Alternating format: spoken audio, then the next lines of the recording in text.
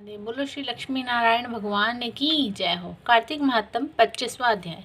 दैत्य गुरु शुक्राचार्य ने राजा बलि को बौने ब्रह्मचारी रूप में भगवान के आने का कारण बतलाते हुए कहा, हे राजा बलि, तुम्हारा भगवान फिर से आ रहे हैं। देखो मैं कथा में भगवान देखो अपने आप ही देखो ब्लर कर देते हैं।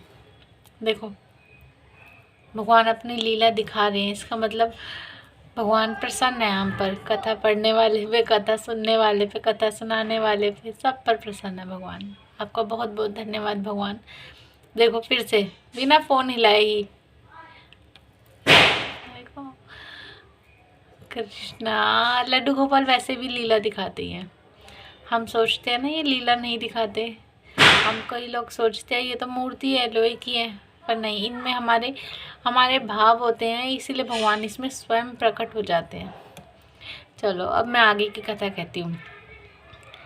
तुम्हारा राज्य प्राप्त करने के लिए ही अदिति के गर्भ में जन्म लेकर भगवान विष्णु स्वयं इस रूप में तुम्हारे यज्ञ में आए हैं। दान के रूप में कुछ भी मत देना, वरना छले जाओगे।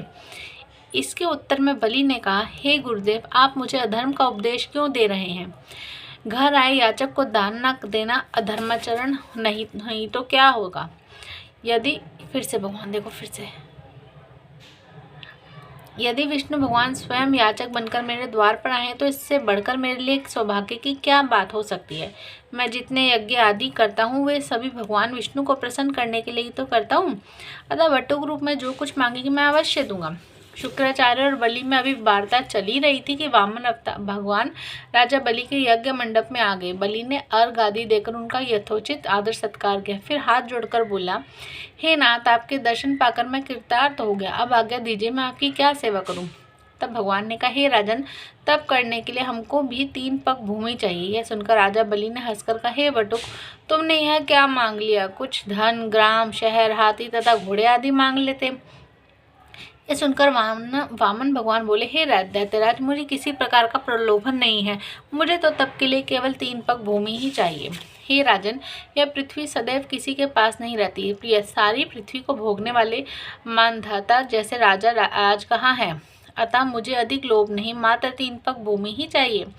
चंचल लक्ष्मी को यज्ञ और दान आदि में लगाकर तुम्हारी तरह जो अपना मार्ग सुधारते हैं वे धन्य हैं। भूमि दान से उत्तम ना कोई दान हुआ है, ना कोई आगे होगा। अतः हे दानवीर राजा, मुझे मात्र 3 पग भूमि दे दीजिए। भगवान विष्णु ने राजा बलि को समझाते हुए आगे कहा, हे राजा बलि, इस संबंध में मैं तुम्हें एक प्राचीन इतिहास सुनाता हूँ, सो ध्यानपूर्वक सुनो।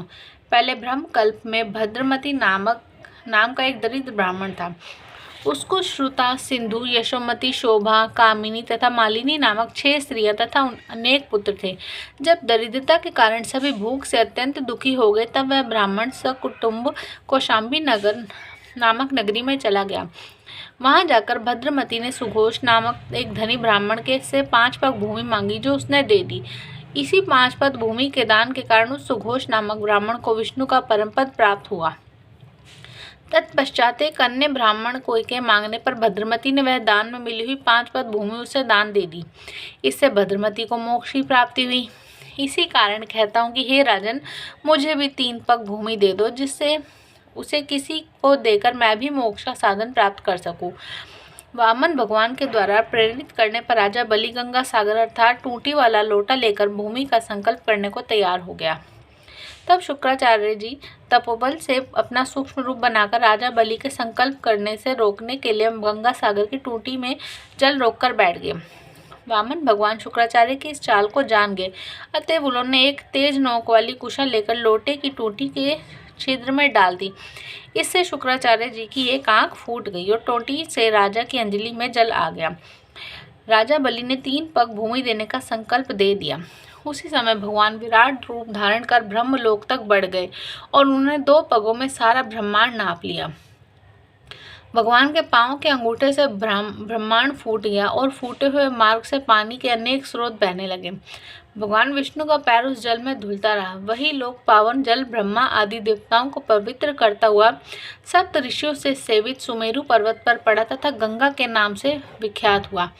इस प्रकार पतित पावनी गंगा की उत्पत्ति भगवान के चरणों से हुई, जिसके स्नान तथा स्मरण मात्र से जन्म जन्मांतर के पाप नष्ट हो जाते हैं।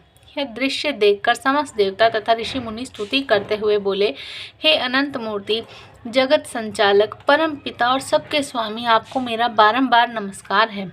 इस प्रकार स्तुति सुनकर भगवान ने सब देवताओं को उनका अपना अपना स्थान दिला दिया और बलि को रसातल भेजते हुए उसे वरदान दिया कि अग्नि में बिना मंत्रोच्चारण के जो हवन किया जाएगा वह तथा कुपात्र को पवित्रता से दिए गए दान का फल तुम्हें प्राप्त होगा।